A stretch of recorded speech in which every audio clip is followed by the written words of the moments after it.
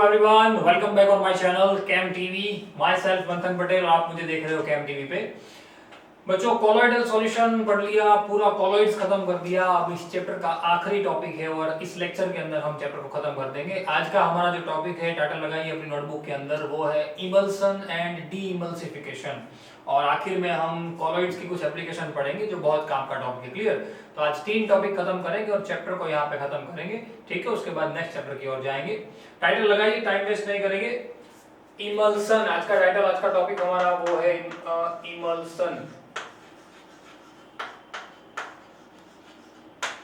अब जब हमने फर्स्ट लेक्चर पढ़ा था, तो फर्स्ट लेक्चर जब कोलॉइडल सॉल्यूशन मैंने आपको पढ़ाया, तब मैंने आपको बताया था कि कोलॉइडल सॉल्यूशन के अंदर डिस्पर्स्ड फेज और डिस्पर्सिंग मीडियम के बेसिस पे हम अलग अलग पार्टीशन करते हैं। जब हमारे पास सॉलिड या तो लिक्विड या तो गैसियस, वो तीन एज अ डिस्पर्स्ड फेज और एज अ डिस्पर्सिंग मीडियम होता है, तब हम उसको अलग अलग नेम से डिनोट करते हैं, like aerosol, sol, solid sol. उसके अंदर एक चीज ये था इमल्सन, और वो इमल्सन क्या था याद कीजिए, आपको अगर पता हो तो वहां पे हम लिखते थे liquid plus liquid solution, liquid plus liquid solution. In the sense, liquid in the sense ये जो हमारा डिस्पर्स्ड फेज है वो भी हमारा लिक्विड होगा, और हमारा जो डिस्पर्सिंग मीडियम है वो भी हमारा क्या होगा, लिक्विड होगा। क्लियर? तो लिक्विड लिक्विड सॉल्यूशन जो है मिक्स होके जो बनेगा, उसको हमने क्या नाम दिया था, इमल्सन। क्या नाम दिया था, इमल्सन। लेकिन यहाँ पे एक चीज आपको ध्यान देनी है, इमल्सन का जब डेफिनेशन लिख रहे हो प्रॉपर, तब आपको एक चीज लिखना है क्या, कि whenever liquid is mixed with another liquid और dispersed phase और dispersing medium, दोनों को जब आप मिक्स अप कर रहे हो, तब एक दोनों में से कोई भी एक क्या होना चाहिए, इममिसिबल। क्या होना चाहिए, एक दोनों में से कोई भी एक क्या होना चाहिए, इममिसिबल।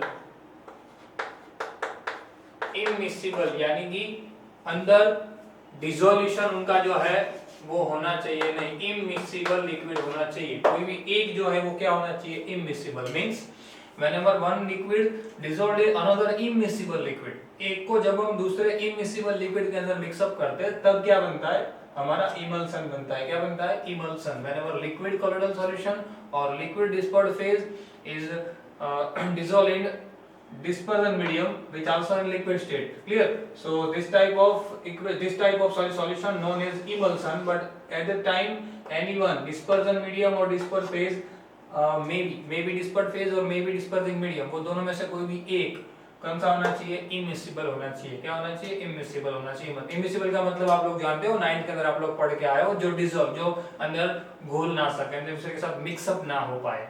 क्लियर? और इसीलिए इसी डिपेंड्स पे, इमिसिबल होते हैं, इसी डिपेंड्स पे हम इसको जनरलाइज 2 कैटेगरी में डिवाइड करते हैं। फर्स्ट कैटेगरी जो है वो इनकी है oil in water. Oil in water, ये डेनोटेशन समझ लीजिएगा, मैं हर वक्त यही लिखूंगा, and water in oil emulsion. क्या, oil in water emulsion, oil in water emulsion and water in oil emulsion. ये दोनों है क्या, पहले तो समझ लीजिए। ऑयल इन वाटर इमल्सन के अंदर ये जो हमारा वाटर है, वाटर जो है वो रहता है डिस्पर्सिंग मीडियम के फॉर्म में। क्लियर? पूरा थ्योरेटिकल टॉपिक है, सारी बातों को नोट डाउन करते जाइएगा वरना सब मिक्स हो जाएगा। क्या, ऑयल इन वाटर इमल्सन जो होता है उसके अंदर वाटर जो है वो डिस्पर्सिंग मीडियम रहता है, और हमारा जो ऑयल है वो डिस्पर्स्ड फेज रहता है। क्लियर ना? So as a dispersed phase, whenever in colloidal solution, as a dispersed phase oil and as a dispersing medium water is present, then this type of emulsion known as oil in water emulsion. Second thing, water in oil, at the time this water is as a dispersed phase, water as a dispersed phase and oil as a dispersing medium. Clear ना? इसका उल्टा क्या, यहाँ पे जो oil है वो dispersing medium है और वाटर जो है वो डिस्पर्स्ड फेज है, तो ऐसी बातें बनती है। मैं आपको फिगर के साथ समझाता हूँ जैसे हम हर वक्त समझते हैं। जैसे कि एक बीकर है, उस बीकर के अंदर हमने क्या डाल दिया है, उस बीकर के अंदर मैंने पानी भर दिया है। क्लियर? इस बीकर के अंदर मैंने क्या भर दिया, पानी। उसके अंदर जैसे ही मैं ऑयल डालूंगा तो उसके ऐसे ड्रॉपलेट मुझे अलग से दिखेंगे। क्लियर ना? ये ड्रॉपलेट जो है ना वो अलग से दिखेंगे, मतलब ये क्या होगा, ऑयल इन वाटर, पानी में ऑयल। क्लियर ना? Oil in water. और यहाँ पे उल्टा हो जाएगा, यहाँ पे मैंने एक पूरा कंटेनर ऑयल का भरा हुआ है और उसके अंदर मुझे पानी के ड्रॉपलेट दिखेंगे। यहाँ पे मुझे वाटर के ड्रॉपलेट मुझे अंदर दिखेंगे, तो ये क्या हो जाएगा, वाटर इन ऑयल। क्या हो जाएगा, वाटर इन ऑयल। समझ में आई बात? दो डिफरेंस खास ध्यान दीजिएगा, दोनों का क्या है, एक ऑयल इन वाटर है, एक वाटर इन ऑयल है। वाटर इन ऑयल और ऑयल इन वाटर का डिफरेंस मेन यही है कि उनका जो डिस्पर्जन मीडियम है और डिस्पर्जन डिस्पर्ड फेज है, ये दोनों क्या होता है, ऑयल या तो वाटर। क्लियर? बेस्ट एग्जांपल के साथ अगर आप इसको याद रखो तो सबसे अच्छी बात है। मैं इसके एग्जांपल यहाँ पे मेंशन कर रहा हूँ, बहुत काम के एग्जांपल है, इसको नोट डाउन कर दीजिएगा। इसका सबसे पहला एग्जांपल है मिल्क। दूसरा आप लिख सकते हो वैनिशिंग क्रीम, वैनिशिंग क्रीम। ये दो इसके बेस्ट एग्जांपल है, किसके, ऑयल इन वाटर के। और यहाँ पे अगर हम वाटर इन ऑयल की बात करते हैं तो यहाँ पे आप लिख सकते हो cold cream, cod liver oil भी लिख सकते हो, कॉड लीवर ऑयल। क्लियर ना? आप लोग बायो वालों को पता होगा ये चीज, कॉड लीवर ऑयल। एक और एग्जांपल लिखना चाहो तो आप बटर लिख सकते हो। रेडी? तो बहुत सारे एग्जांपल है किसके, वाटर इन ऑयल के, और ये एग्जांपल किसके है हमारे पास, ऑयल इन वाटर के। तो इस बात को ध्यान रखना खास। ये जो है ना, ये सबसे ज्यादा बच्चे यहाँ पे मिस्टेक करते हैं, इसलिए मैंने अलग से ये दोनों को मेंशन भी कर दिया है। व्हेनेवर इन क्वेश्चन वैनिशिंग क्रीम जो होती है वो जैसे हम लगाते हैं, मैं आपको समझा दूं, लगाते हैं तो वो वहां से डिसअपीयर हो जाती है। कोल्ड क्रीम ऐसा नहीं होता। क्लियर? वैनिशिंग क्रीम अलग होती है। वैनिशिंग क्रीम जो है वो किसका एग्जांपल है, ऑयल इन वाटर इमल्सन का। और कोल्ड क्रीम किसका एग्जांपल है हमारे पास, किसका एग्जांपल है, वाटर इन ऑयल इमल्सन का। मैं कोई एक एग्जांपल लेके आपको समझाता हूं कैसा होता है। जैसे कि मैंने मिल्क ले लिया, मैंने एग्जांपल के रूप में ले लिया यहाँ पे मिल्क। तो ऑयल इन वाटर मतलब कि वाटर के अंदर आप मिल्क के लिए रिस्पॉन्सिबल पाउडर या जो भी मिल्क अगर ऐड कर रहे हो, प्रॉपर मिल्क डाल रहे हो, तो भी वो उसके अंदर क्या हो जाएगा, प्रॉपर डिसॉल्व हो जाएगा। प्रॉपर क्या हो जाएगा, डिसॉल्व हो जाएगा। यहाँ पे ऐसा नहीं होगा। यहाँ पे क्या है, वाटर इन ऑयल है। क्या है, water in oil. Cold cream है, क्रीम के अंदर आप वाटर डालोगे तो मिक्सअप करोगे, होगा नहीं, वो अलग ही दिखेगा। क्लियर? क्योंकि ये दोनों वाटर इन ऑयल और ऑयल इन वाटर सॉल्यूशन तो आप जानते ही हो कि एक्चुअल में वाटर इन ऑयल और ऑयल इन वाटर सॉल्यूशन में जैसे ही आप पानी डालोगे, जैसे मैंने पानी लिया है और उसके अंदर मैंने ऑयल डाल दिया। क्लियर? उसके अंदर क्या डाल दिया मैंने, ऑयल डाल दिया, तो वो ऑयल ऊपर आएगा, वाटर के जो मॉलिक्यूल है वो नीचे, ये वाटर नीचे बैठ जाएगा और ऑयल जो है एक फिक्स्ड बाउंड्री से अलग दिखेगा। क्लियर ना? क्योंकि इमिसिबल लिक्विड है। अगर मिसिबल होता तो डिसॉल्व हो जाता, लेकिन इमिसिबल है तो वो एक फिक्स्ड बाउंड्री से अलग रहता है। क्लियर? इसको कहते हैं इमल्सन। ध्यान रखिएगा खास, क्या, इमल्सन। अब इमल्सन को आइडेंटिफाई करने की टेस्ट, ये सबसे ज्यादा काम की चीजें है। क्लियर? और एनसीईआरटी के अंदर बहुत कम दी हुई है, मैं आपको थोड़ा ब्रॉड लेवल पे समझा देता हूं। क्लियर?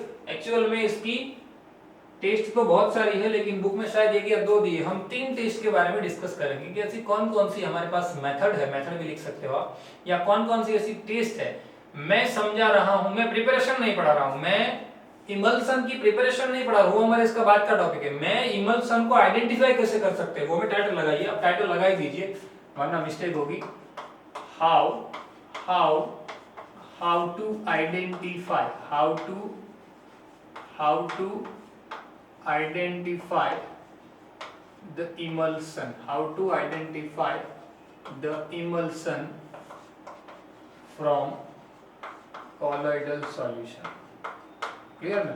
इमल्सन किस तरीके से आइडेंटिफाई करोगे कि भाई वाटर इन ऑयल है, वाटर इन ऑयल है या तो ऑयल इन वाटर है।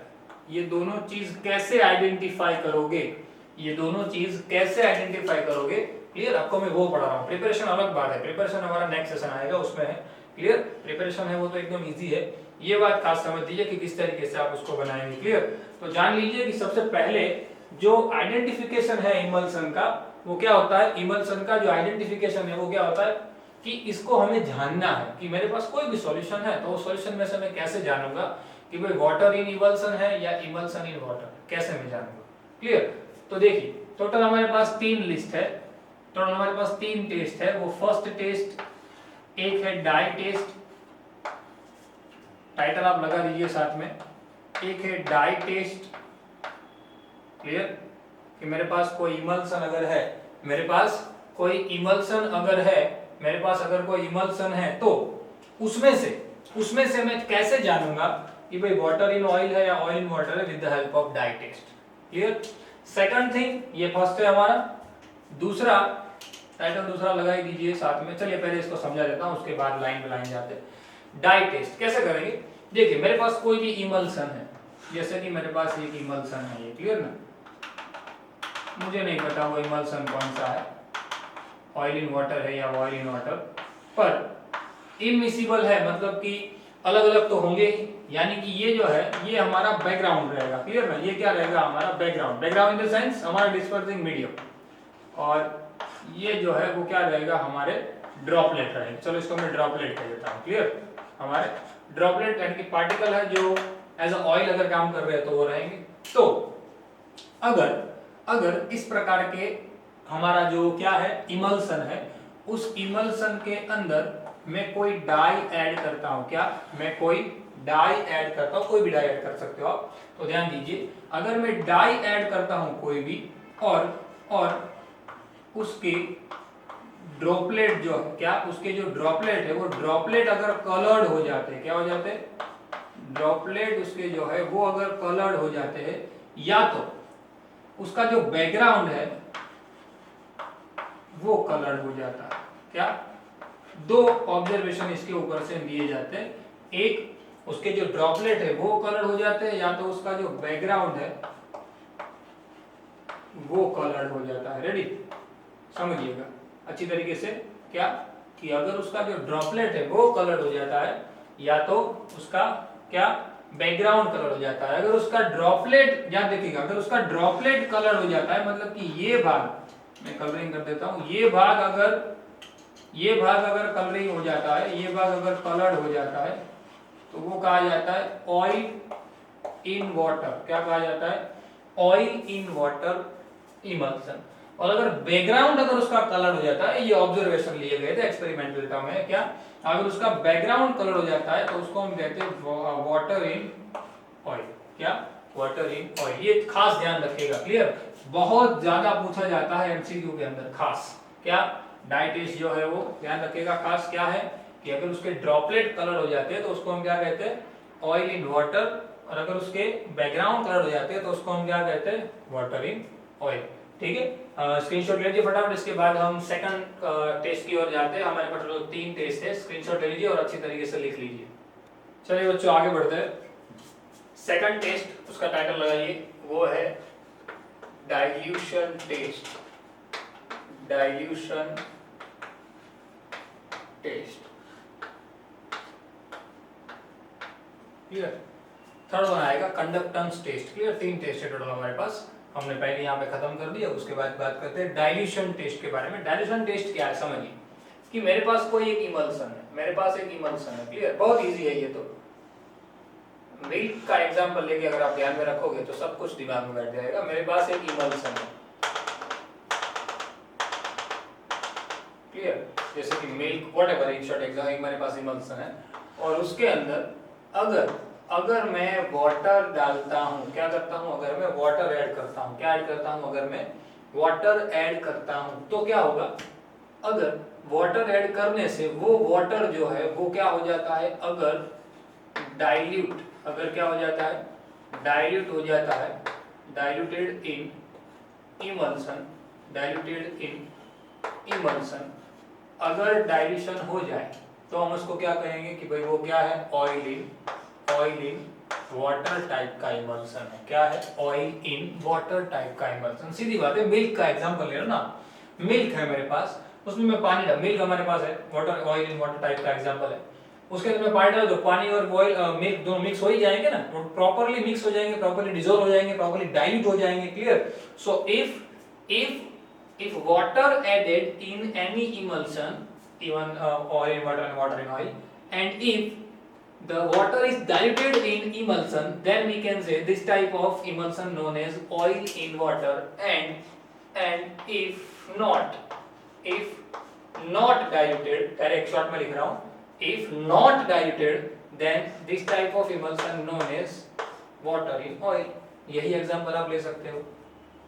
दूध है, दूध में पानी डाल दो मिक्स हो जाएगा, ऑयल इन वाटर, दूध है, दूध में ऑयल डाल दो मिक्स होगा, नहीं होगा, क्यों, तो क्या कहा जाएगा, वाटर इन ऑयल। सिंपल, बहुत इजी टेस्ट है, उसमें कुछ इतना हार्ड नहीं है। थर्ड टाइटल लगाइए, conductance test,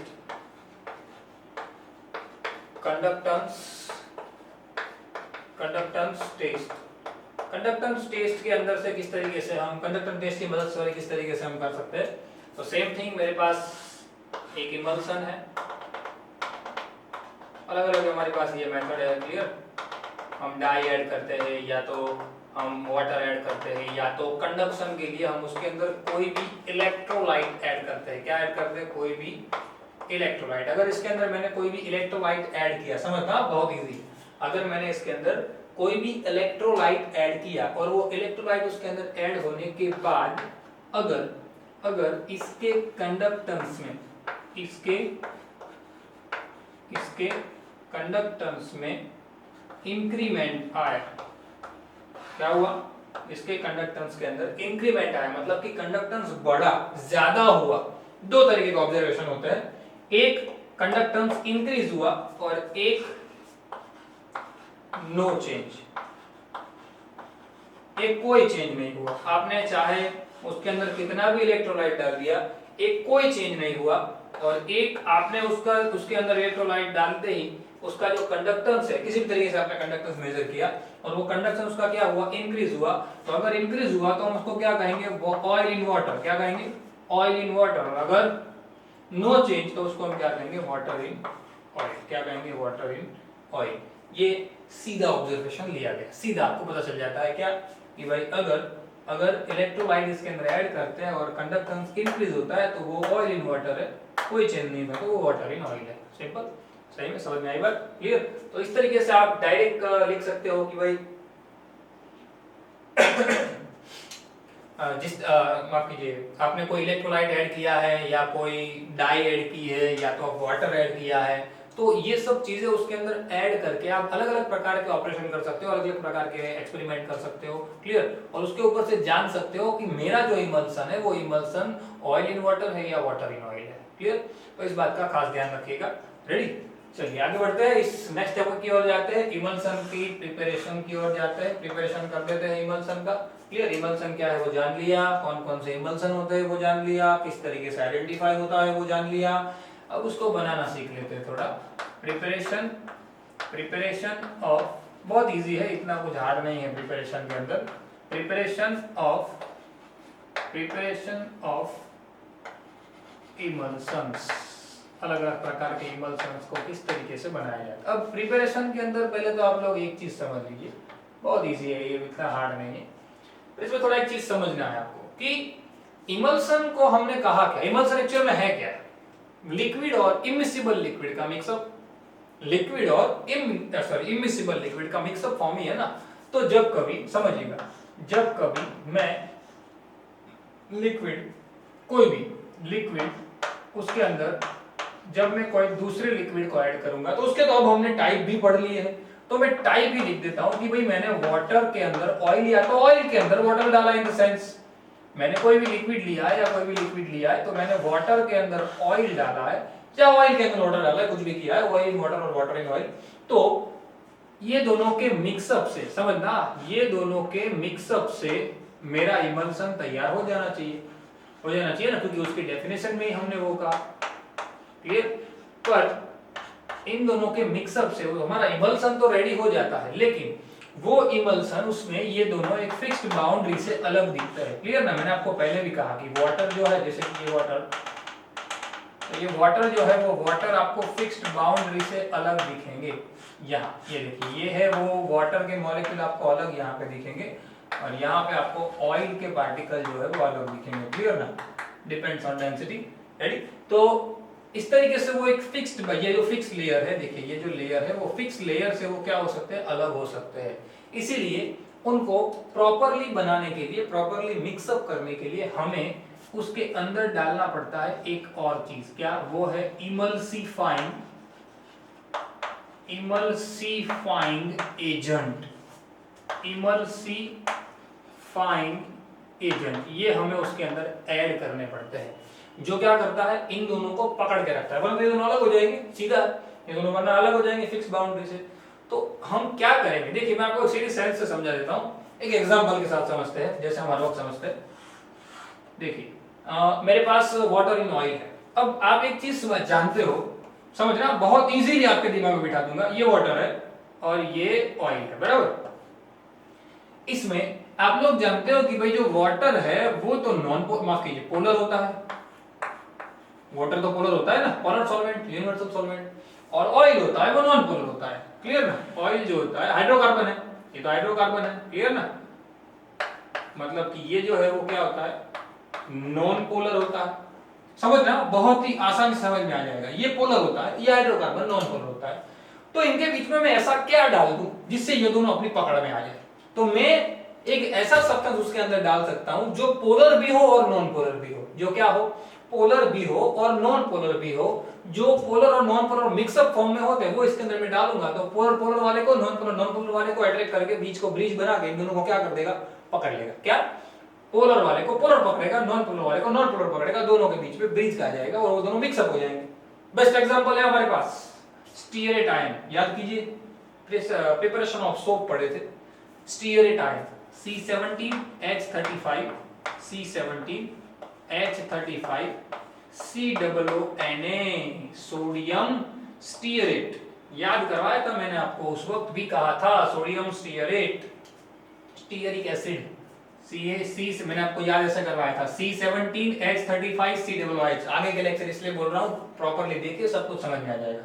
C17H35 COOH, stearic acid के अंदर जब सोडियम डाला जाता है तब सोडियम सॉल्ट ऑफ बनता है सोप, और पोटेशियम डाला जाता है तो पोटेशियम का सॉल्ट बनता है। मतलब कि यहाँ पे सोडियम स्टीयरेट बना हुआ है, पोटेशियम स्टीयरेट भी बन सकता है। अब यहाँ पे देखिए ये दो पार्ट में डिवाइड हो गया, एक Na+ और एक COO-, जिसमें ये जो भाई है, ये भाई जो है वो हाइड्रोकार्बन की लॉन्गेस्ट चेन होती है, क्लियर ना।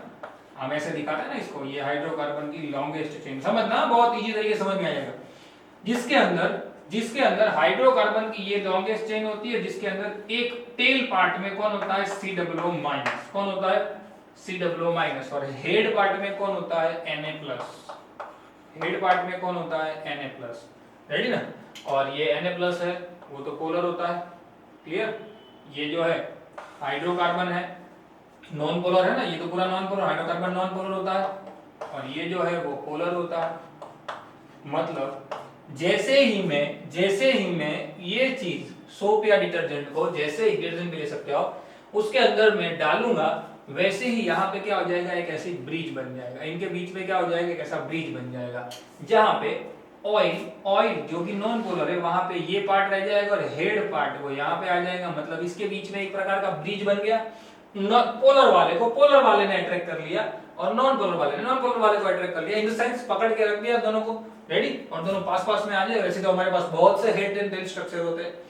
इसका एग्जांपल आपने देखा भी होगा, कई बार आपने सुना भी होगा, अखबार में भी आता है, टीवी में भी आता है कि मिल्क की प्रोडक्ट करने वाले जो होते हैं, मिल्क की प्रोडक्ट जो बनाते हैं या मिल्क वगैरह जो बेचते हैं, उसने अंदर मिक्सअप करने के लिए सोडा, माफ कीजिए, बेकिंग सोडा डाल दिया या सोप या डिटर्जेंट के पाउडर डाल दिए, क्लियर। और ऐसे मिक्सअप वाले जो है मटेरियल हमको बेचते हैं, क्लियर। और वो ऐसा पकड़ा गया, ये हुआ वो सब आप जानते हो। लेकिन एक्चुअल रीजन क्या है उसका, यही एक्चुअल रीजन है कि ये जो है वो दोनों एक्चुअल में क्या मिक्सअप फॉर्म में रह सके।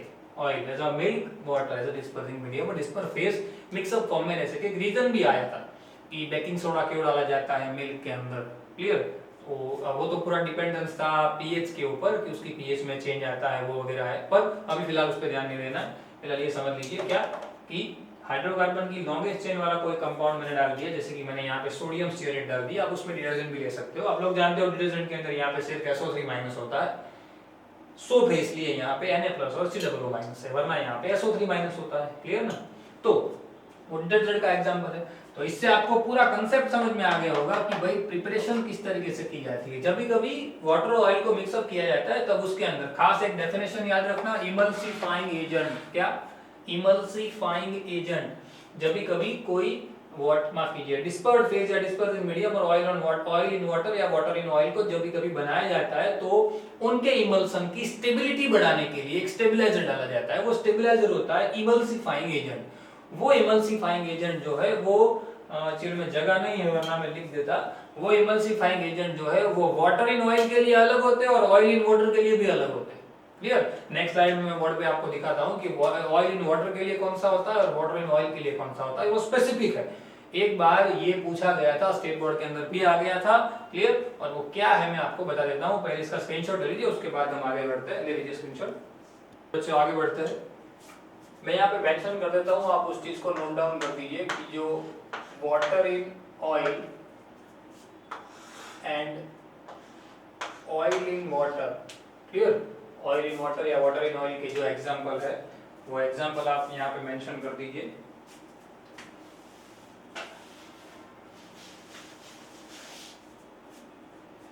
सबसे पहले मैं बात करता हूँ ऑयल इन वाटर की, सॉरी माफ कीजिए, हाँ उल्टा लिख दिया, कोई बात नहीं। वाटर इन ऑयल की सबसे पहले बात करते हैं। तो देखिए मैंने आपको कहा कि भाई वाटर इन ऑयल के जो अगले सेशन के अंदर हमने एग्जांपल पढ़े कि भाई जो भी हमारे पास इमल्सिफाइंग एजेंट होते हैं, याद रखिएगा क्या, इमल्सिफाइंग एजेंट, इमल्सिफाइंग एजेंट होते हैं। वो इमल्सिफाइंग एजेंट वो अलग अलग होते हैं, किसके लिए, वाटर इन ऑयल के लिए और ऑयल इन वाटर के लिए, क्लियर। वाटर इन ऑयल के लिए हम अगर लिखना चाहे तो लिख सकते हैं इनसॉल्युबल सोप, इनसॉल्युबल सोप्स, ये एक बेस्ट एग्जांपल है किसका, इमल्सिफाइंग एजेंट का बेस्ट एग्जांपल है, ये ले सकते हो आप इनसॉल्युबल सोप। तो सेम यहाँ पे आप ले सकते हो सॉल्युबल सोप,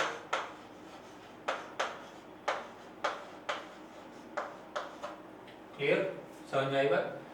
दूसरा यहाँ पे इनसॉल्युबल सोप जैसे आपने लिया है,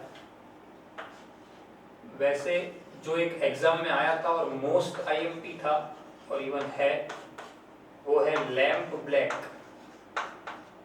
लैम्प ब्लैक, क्लियर। ये खास ध्यान रखिएगा, एग्जाम में आया था। एक ब्लैक कलर का पाउडर होता है, एक ब्लैक कलर का पाउडर होता है जो एज ए इमल्सिफाइंग एजेंट के रूप में हम ले सकते हैं किसके अंदर, वाटर इन ऑयल सॉल्यूशन के अंदर। और सेम थिंग यहाँ पे ले सकते हो आप प्रोटीन, प्रोटीन ले सकते हो, या तो आप गम्स ले सकते हो, रेडी।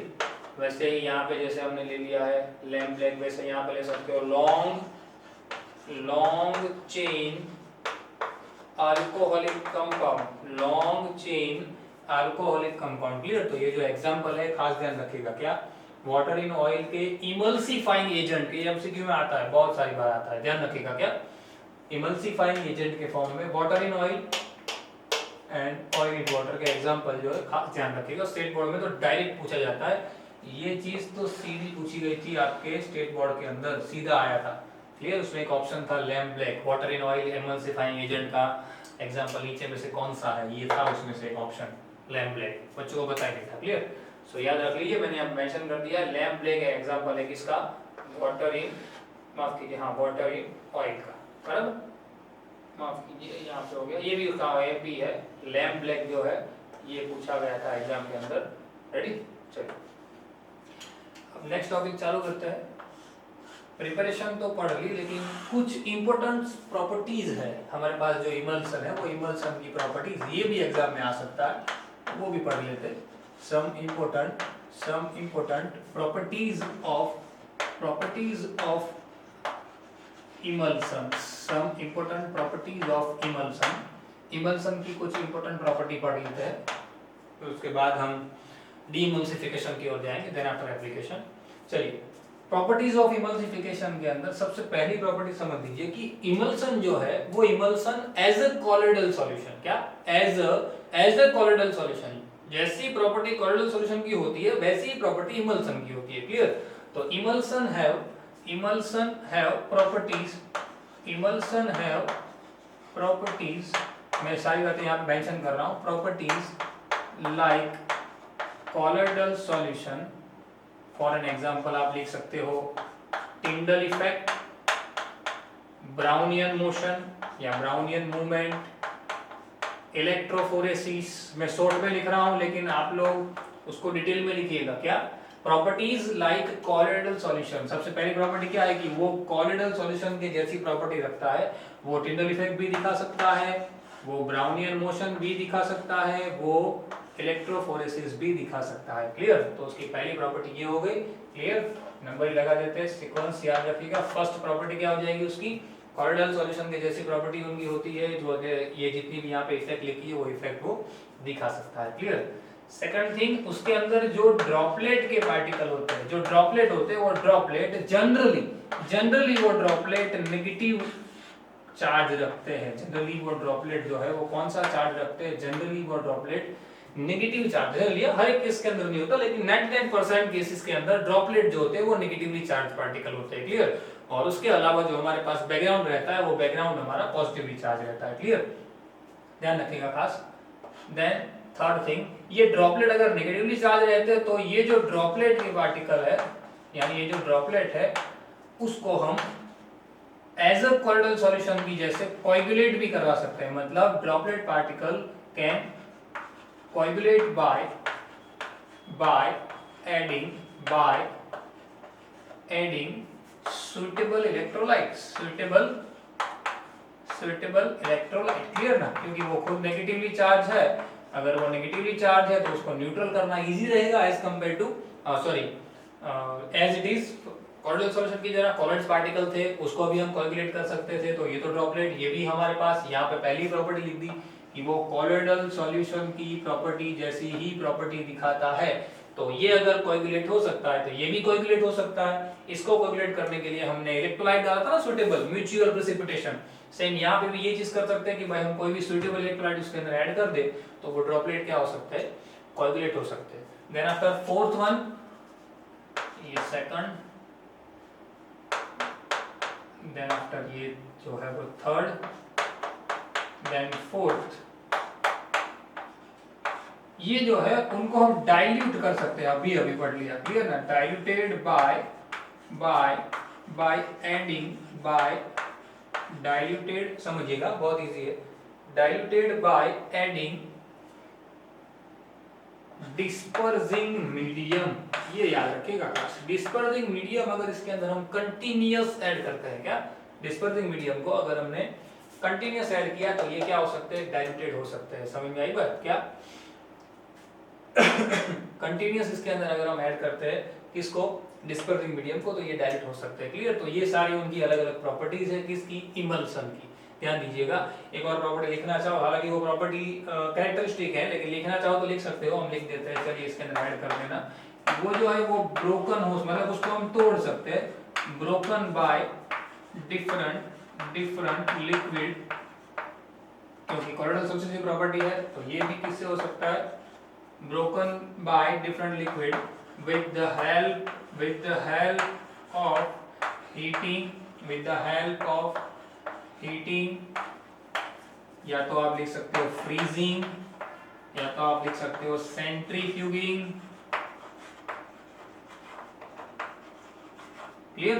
तो इस तरीके से आप क्या कर सकते हो? उसको डिवाइड भी कर सकते हो, डिस्पर्सिंग मीडियम को अलग अलग भी कर सकते हो। क्लियर? तो ये सारी प्रॉपर्टीज है इमल्शन की। देखिए इमल्शन के बारे में कितना कुछ पढ़ लिया। इमल्शन क्या होता है, इमल्शन के टाइप क्या है, इमल्शन को आइडेंटिफाई कैसे करते हैं, इमल्शन की प्रिपरेशन क्या है, इमल्शन की प्रॉपर्टीज क्या है, ये सारा चिट्ठा आता है इसके अंदर, इमल्शन के अंदर। तो सबसे इंपॉर्टेंट टॉपिक है, ध्यान रखिएगा। क्लियर ना? स्क्रीनशॉट लीजिए फटाफट से, उसके बाद आगे बढ़ते हैं डीइमल्सिफिकेशन की ओर जाते हैं। ले लीजिए स्क्रीनशॉट। चलिए बच्चों, माफ कीजिए, इमल्सिफिकेशन पढ़ लिया। इमल्सिफिकेशन के अलग अलग जो भी हमारे क्वेश्चन थे वो सारे क्वेश्चन अपने क्लियर कर लिए। देन आफ्टर बात करते हैं आज का नया टॉपिक, हमारा जो दूसरा टॉपिक है, टाइटल लगाइए डीइमल्सिफिकेशन। डीइमल्सिफिकेशन।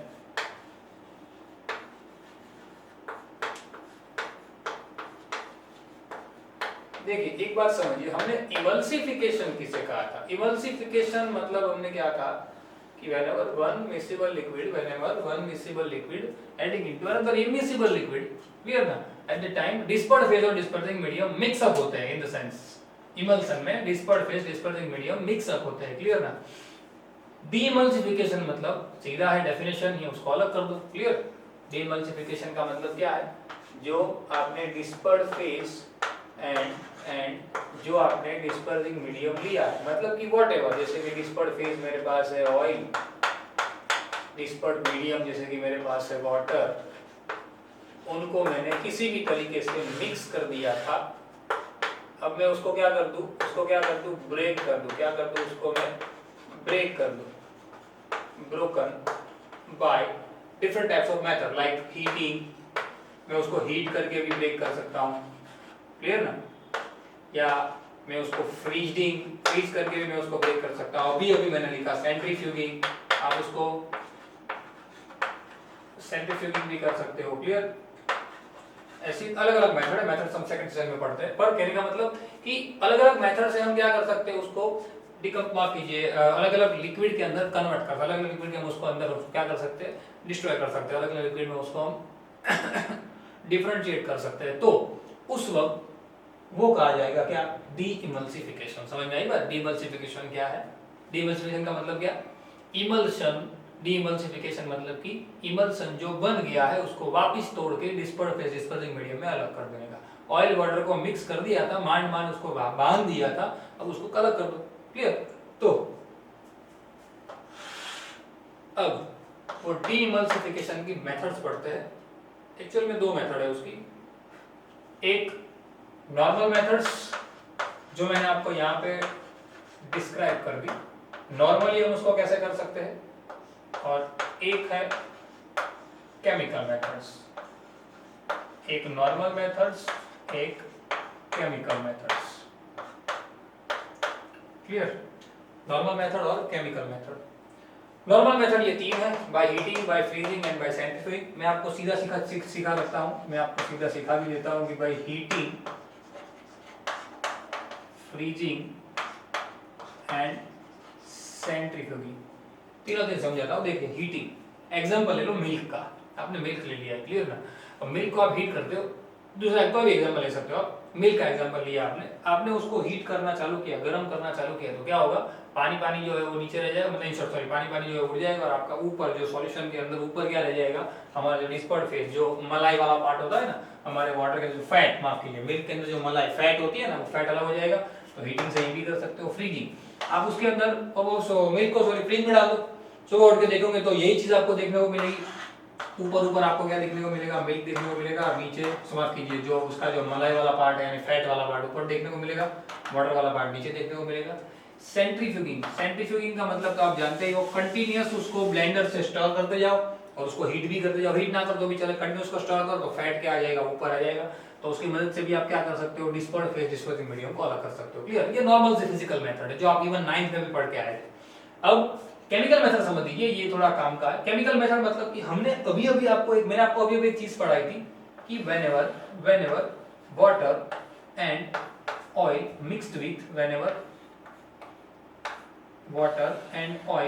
Mixed with any emulsifying agent, पढ़ा था ना, अभी पढ़ा है। एनी इमल्सिफाइंग एजेंट, कोई भी इमल्सिफाइंग एजेंट मैंने उसके अंदर डाल दिया। जैसे मैंने एग्जांपल लिया था, एग्जांपल के साथ ही मैं आपको समझा रहा हूं, C17H35COONA, जिसके अंदर एक पोलर पार्ट था, एक नॉन पोलर पार्ट था, एक पोलर पार्ट था। नॉन पोलर और पोलर पार्ट की वजह से ये दोनों के बीच में क्या हुआ, बॉन्डिंग हुआ, ये दोनों के बीच में ब्रिज बन गया, वो दोनों क्या इमल्सिफाई हो गए। लेकिन अगर मुझे इसको क्या करना है, हटा देना है, क्या करना है, इसको हटा देना है, तो मुझे क्या करना पड़ेगा, इसको डिस्ट्रॉय करना पड़ेगा। क्लियर ना? इसको मुझे क्या करना पड़ेगा, डिस्ट्रॉय करना पड़ेगा। इसीलिए इसका दूसरा नाम, केमिकल मेथड का दूसरा नाम वो भी आता है, ध्यान रखिएगा, वो भी आता है खास, इलेक्ट्रोस्टैटिक प्रेसिपिटेशन। क्या? इलेक्ट्रो, नोट डाउन कीजिए इस बात को, electrostatic precipitation. Electrostatic precipitation, ready? कैसे करना है, बहुत इजी है। मैं क्या कर दूं भाई, ये जो ब्रिज बना दिया गया है, जो सॉल्ट मैंने उसके बीच में डाल दिया है, वो सॉल्ट को हटाने के लिए मैं उसके अंदर कोई एसिड डाल देता हूँ। एसिड इन द सेंस, जैसे कि मैंने बना दिया CH3, मैंने ये जो डाला हुआ है, यही एग्जांपल ले लेते हैं, चलिए C17H35COONA जो मैंने उसके अंदर डाला था, मैं उसके अंदर कोई एसिड डाल देता हूँ, लेकिन मैंने एसिड डाल दिया HCl। क्लियर? HCl, H2SO4 को भी डाल सकते हो, तो वो Na और Cl को क्या कर देगा, अलग कर देगा, और यहाँ पे ये जो H है वो इसकी जगह ले लेगा, यानी क्या बन जाएगा, C17H35COOH। स्टीयरेट आयन में से, यानी सोडियम स्टीयरेट में से क्या बन जाएगा, स्टीयरिक एसिड बन जाएगा। कुछ बच्चों के दिमाग में ये क्वेश्चन आएगा ही कि सर यहाँ पे जैसे आपने कहा कि ये जो हमारा नॉन पोलर पार्ट होता है और ये जो पोलर पार्ट होता है, वो नॉन पोलर पार्ट की वजह से ये लोग एक दूसरे को साथ में ब्रिज के फॉर्म में ऐसे अट्रैक्ट करके रखते हैं। पर ये भी तो इसके अंदर भी तो हमारे पास एक नॉन पोलर पार्ट है, ये रहा। तो इसमें ऐसा क्यों नहीं, सामने H प्लस है।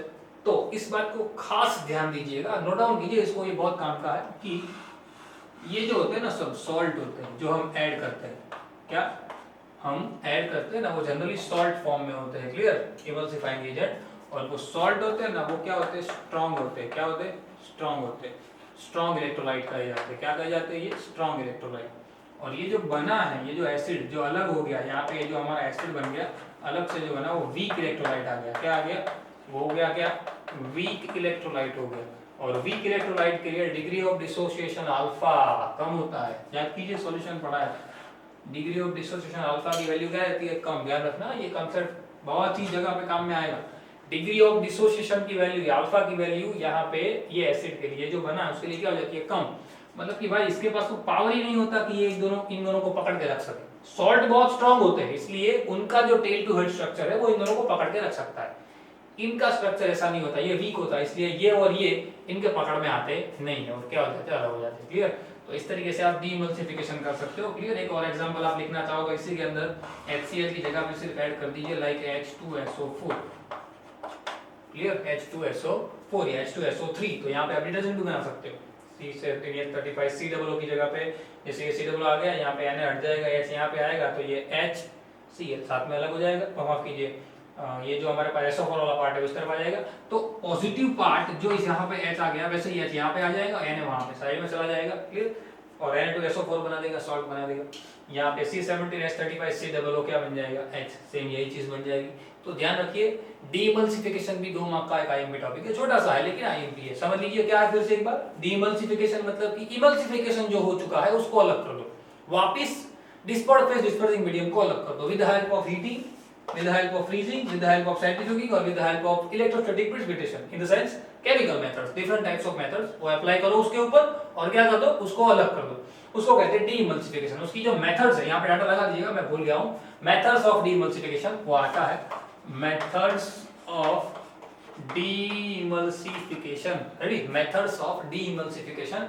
इस तरीके से हम डीइमल्सिफाई भी कर सकते हैं। ठीक है। इस चैप्टर का आखिरी टॉपिक बाकी है, फटाफट से स्क्रीनशॉट ले लीजिए, उसके बाद उसको खत्म कर देते हैं। एप्लीकेशन ऑफ कॉलॉइड्स पढ़ना है बच्चों, फटाफट से स्क्रीनशॉट ले लीजिए। चलिए बच्चों आगे चलते हैं, इस चैप्टर का आखिरी टॉपिक खत्म करते हैं, एप्लीकेशन ऑफ कॉलॉइड्स। पूरे चैप्टर में हमने जो भी कॉलॉइड्स पढ़े उनकी अलग अलग एप्लीकेशन क्या है, अलग अलग किस किस जगह पे उनका यूज किया जाता है, मैंने बोर्ड पे डिस्क्राइब कर दिया है। लेकिन आपको ये बात तो मतलब करनी है, लेकिन इसके अंदर से कुछ ऐसे टॉपिक है जो इंडिविजुअल डिटेल में पूछे जाते हैं, वो मैं आपको यहाँ पे समझाने वाला हूँ। खास वो बात पे ध्यान दीजिएगा, क्योंकि बहुत से डायरेक्ट टॉपिक आपको लिखने हैं। जैसे कि आप उसका यूज कर सकते हो मेडिसिन के अंदर, कॉलॉइड्स का यूज होता है जनरली मेडिसिन के अंदर, जो मेडिसिन होती है कॉलॉइडल पार्टिकल होते हैं उसके अंदर। क्लियर ना। देन आफ्टर सुएज डिस्पोजल, उसके अंदर भी आपने देखा होगा कि जो भी डिस्पर्स्ड फेज डिस्पर्सिंग मीडियम होता है कॉलॉइड्स, उसके अंदर हम यूज करते हैं, उसका अलग सेपरेशन करने के लिए भी हम उसका यूज कर सकते हैं। Then after purification of water, तो खास वाटर के अंदर अगर कोई कॉलॉइडल पार्टिकल है, कोई इंडर्ट पार्टिकल है, क्लियर, उसको अलग करने के लिए हम यूज कर सकते हैं क्या, purification of water. Clear. Then cleaning action of soap, ये तो हमने बहुत डिटेल में पढ़ लिया, किस तरीके से क्लीन होता है, किस तरीके से कौन से कॉलॉइडल पार्टिकल वहां पे अलग किए जाते हैं। Ready. Then after formation of delta, ये आपको डिटेल में पढ़ना है डिटेल के अंदर, ये एग्जाम में बहुत ज्यादा आता है, मैं आपको समझा रहा हूँ आखिर के अंदर। ये भी आपको खास सीखना, ये है स्मोक प्रिसिपिटेशन बाय कॉटरल प्रिसिपिटेटर। तो इसके अंदर भी किस तरीके से बनती है पूरी प्रोसेस, वो मैं आपको यहाँ पे समझाने वाला हूँ, ध्यान दीजिएगा। देन आफ्टर फोटोग्राफी, ये तो बहुत इजी है, AGBR का यूज किया जाता है, वो भी आप पढ़े। देन ये भी आप लोग खास समझ लीजिए बच्चों को, ये भी एक्चुअल में पता नहीं होता आर्टिफिशियल रेन क्या है, किस तरीके से वो गिरता है, बराबर। जनरली ये जो सारी चीजें है वो अलग अलग कंट्रीज के अंदर होने लगी, आर्टिफिशियल रेन करवाने लगे, लेकिन फिक्स नहीं होता वो कैसा होता है, ये भी मैं पढ़ा रहा हूँ आपको। ये 3 टॉपिक जो है हमारे मेन है आज के, formation of delta, smoke precipitation by Cottrell precipitator and artificial rain. Then after smoke screen, ये तो आप जानते ही हो किस तरीके से कॉलॉइडल डस्ट को अलग किया जाता है स्क्रीन के ऊपर, कॉलॉइडल पार्टिकल को खींच लिया जाता है। देन आफ्टर रबर इंडस्ट्रीज के अंदर खास। देन टैनिंग, टैनिंग की जो डेफिनेशन है वो एग्जाम में बहुत सारी बार पूछी गई है। टैनिंग क्या है, लेदर इंडस्ट्री के अंदर टैनिंग प्रोसेस क्या होती है, मैं आपको बता देता हूँ, और उसके अंदर से एक MCQ भी आया है, वो सारी बातें मैं यहाँ पे नोट डाउन कर दूंगा, टेंशन मत लीजिए। सबसे पहले हम बात करते हैं फॉर्मेशन ऑफ डेल्टा। डेल्टा का फॉर्मेशन किस तरीके से, तो उसमें कॉलॉइडल पार्टिकल कहाँ से है, देखिए बहुत इजी है।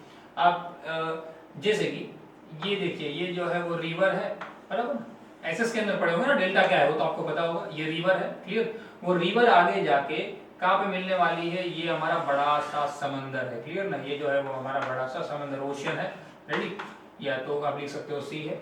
तो जैसे ही ये यहाँ इसका जो पानी है वो पानी इसके अंदर समंदर के अंदर मिक्सअप होगा, वैसे ये जो है उसके अंदर डिस्पर्ड फेज के फॉर्म में कौन होता है, डिस्पर्ड फेज के फॉर्म में कौन होता है, सैंड, सैंड के पार्टिकल होते हैं, या तो क्ले लिख सकते हो आप, क्ले के पार्टिकल होते हैं, क्लियर। इसको इस बातों को सारी बातों को साथ में ही नोट डाउन कर जाएगा, क्योंकि मैं ये पार्ट अभी रफ करने वाला हूं थोड़ी देर बाद, क्लियर। चलो मैं रफ कर दूंगा। क्या डिस्पर्ड फेज जो कि सैंड या तो क्ले होता है। अब ओशियंस के अंदर तो आप लोग जानते हो बहुत सारे इलेक्ट्रोलाइट फॉर्म होते हैं, क्लियर ना, बहुत सारे इलेक्ट्रोलाइट होते हैं। फॉर एन एग्जांपल मैं ले लेता हूं NaCl, सोडियम क्लोराइड, क्लियर, वो बहुत ही अबाउंडेंस अमाउंट के अंदर होता है। सो इलेक्ट्रोलाइट जो होता है NaCl के फॉर्म में होता है, तो ये NaCl जैसे ही ये डिस्पर्ड फेज यहाँ पे जाएगा तो ये इलेक्ट्रोलाइट इसको क्या कर देगा, चार्ज लेस कर देगा, क्या कर देगा, चार्ज लेस, मतलब कि ये जो पार्टिकल है वो कोएगुलेट हो जाएंगे, क्या हो जाएंगे, ये पार्टिकल कोएगुलेट हो जाएंगे, कोएगुलेट हो जाएंगे मतलब कि ये यहाँ पे क्या जमा होना चालू हो जाएंगे, यहाँ पे ये जो कोएगुलेट हुए पार्टिकल है इनका कोएगुलेशन हो गया, वो यहाँ पे जमा हो जाएंगे और वहां पे डेल्टा फॉर्म होता है, यहाँ, क्लियर, डेल्टा का फॉर्मेशन यहाँ पे होता है, फॉर्मेशन ऑफ डेल्टा। कुछ बच्चों उनको पता ही नहीं होता है डेल्टा होता क्या है, तो वो लोग देख लीजिए, डेल्टा का फॉर्मेशन इस तरीके से होता है, एसएस में आ गया 10th के अंदर, डेल्टा फॉर्मेशन जो है वो रेडी इस तरीके से, जैसे यहाँ पे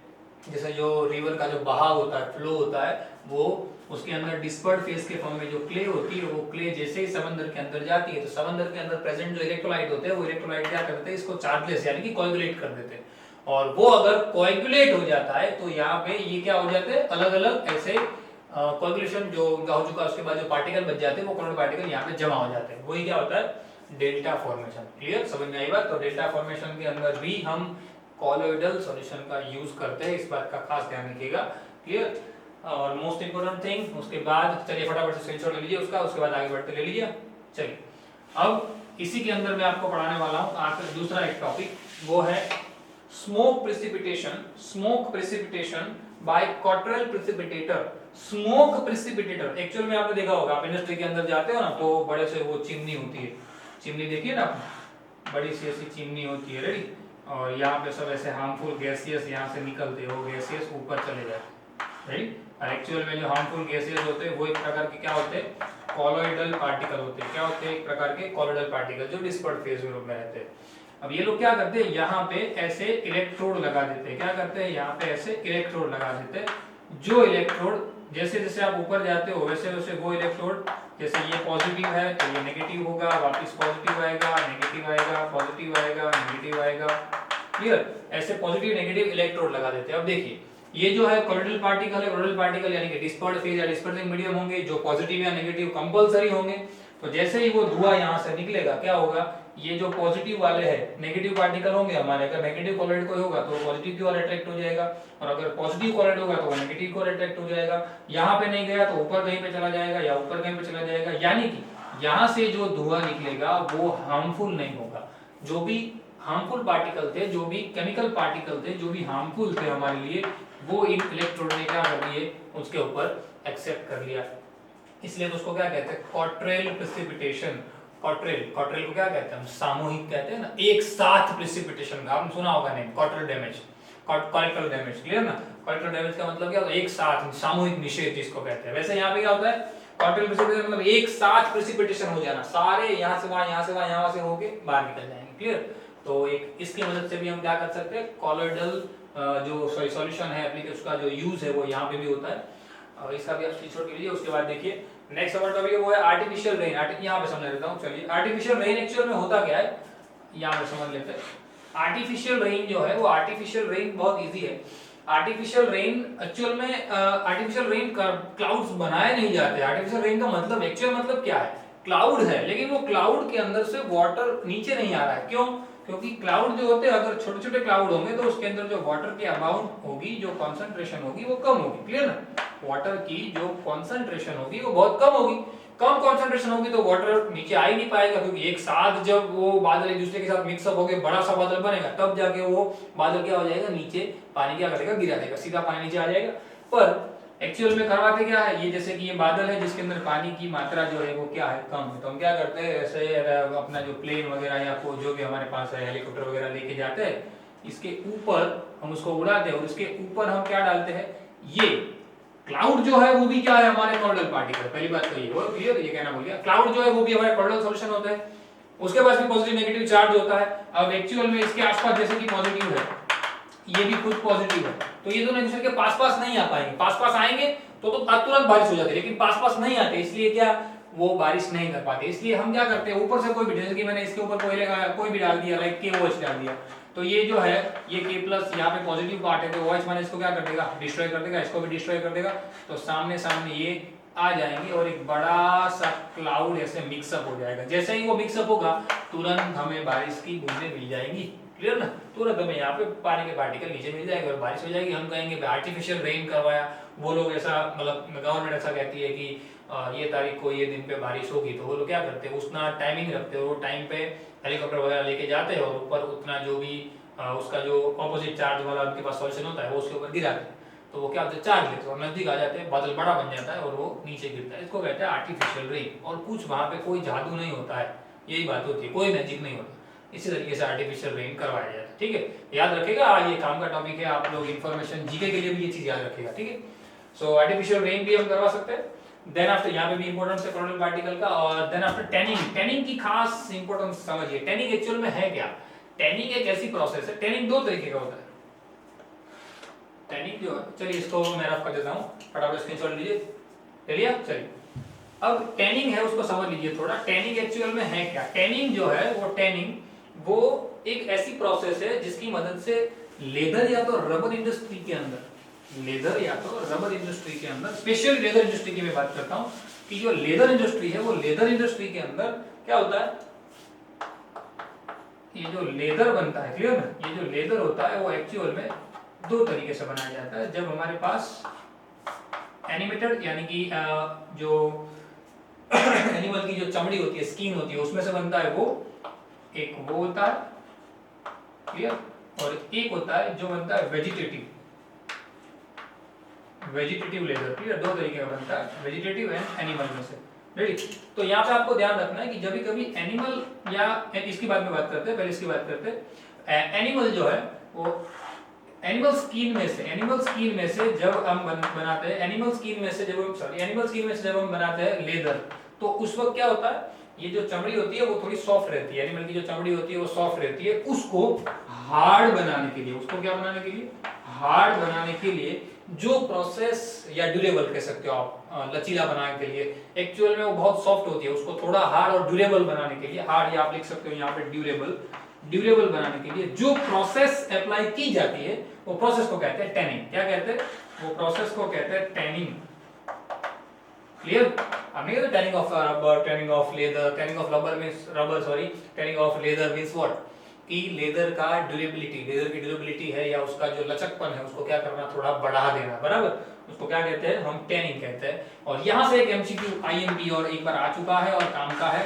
कि वेजिटेटिव टैनिंग प्रोसेस के अंदर यूज किया जाता है, वेजिटेटिव प्रोसेस उसके अंदर यूज किया जाता है टैनिंग, माफ कीजिए, टैनिक एसिड, क्या, टैनिक एसिड यूज किया जाता है यहाँ पे टैनिंग करने के लिए, डायरेक्ट हो जाता है, लेकिन यहाँ पे टैनिक एसिड यूज किया जाता है। जो वेजिटेबल, जो ट्री होते हैं वो ट्रीज, उनकी बार्क जो ट्री की चमड़ी होती है ना, चमड़ी इन द सेंस उसकी जो बार्क, जो छाल कहते हो आप, उसका जो लेयर होता है ऊपर का, वो जो लेयर होता है वो लेयर में से ये चीज बनाई जाती है, ठीक है, ये चीज वो लेयर में से बनाई जाती है, समझ में आई बात। तो टैनिंग की डेफिनेशन खास याद रखिएगा, ओके। अब मुझे बताएं आप लोग सबसे ज्यादा जो वेट कर रहे हो कि सर इतने सादा बड़े बड़े नेम है उसको याद कैसे रखेंगे, जैसे आप हर वक्त फॉर्मूला बना के देते हो, वैसे इसका भी फॉर्मूला बना के दीजिए। तो मैं फॉर्मूला बना देता हूँ, मेरे नाम से बन गया है, मंथन सर के पास, समझिएगा, मंथन सर का पीसी, मेरा जो कंप्यूटर है ना वो मंथन सर का पीसी, जब तक मेरे लेफ्ट या राइट में, यानी कि जब तक मेरे पास रहेगा तब तक वो बहुत ही फास्ट चलेगा, ठीक है ना। क्या, मंथन सर का पीसी उनके लेफ्ट या राइट में, यानी कि उसके पास रहेगा तब तक वो बहुत फास्ट चलेगा, रेडी। अब आप लोग खुद इस चीज को यहाँ पे मैचअप करवा दीजिए। जैसे कि देखिए M फॉर आप लिख सकते हो मेडिसिन, याद रख सकते हो, क्लियर ना। देन आफ्टर S फॉर हमारे पास सुएज डिस्पोजल है।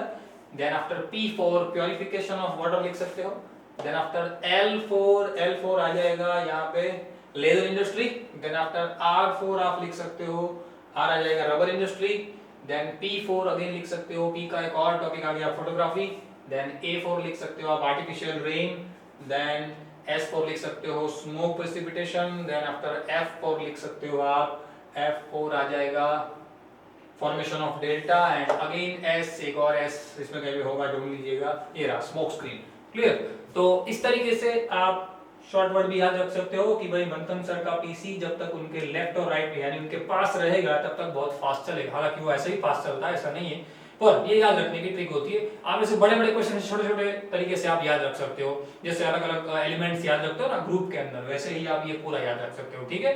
खास याद रखना एप्लीकेशन, और एप्लीकेशन वैसे भी डायरेक्ट भी लिखनी है, लेकिन जो डिटेल में पढ़ाई है मैंने आपको वो डिटेल में भी आप डिस्क्राइब करना जब भी कभी अगर पूछा जाता है, ठीक है।